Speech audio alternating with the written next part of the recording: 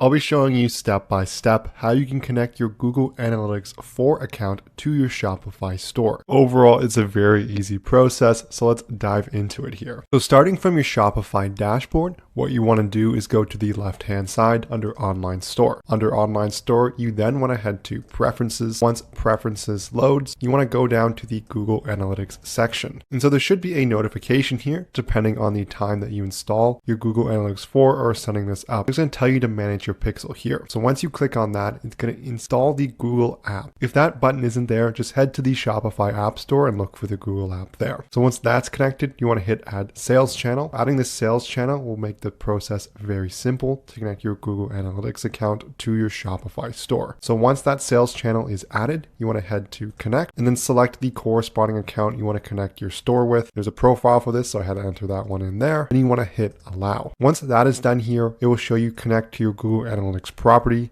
giving you the exact property. You can also select one if you want to as well. From there, just hit connect, and just like that, your Google Analytics property is now connected to your Shopify store. Before I go, I want to mention our sponsor, ProfitCalc, the one-click profit calculator available for your Shopify store. It's going to do your true profit calculations in just one click, while giving you a variety of different detailed metrics. This lets you make better business decisions in real time, rather than having to use spreadsheets. It's also going to sync seamlessly with all your different ad accounts and different cost of goods sold methods, so it's very easy to set up. There's a link in the description to access a 15-day free trial. If you also search ProfitCalc in the top left in the Shopify App Store, and you look for this logo here, you'll be able to find it there as well. So this concludes the video here. It's a very easy setup. If you enjoyed the video, I would love it so much if you hit that like and subscribe button below. And if you have any questions, leave a comment as well. Thank you so much for watching, and I'll see you in the next video.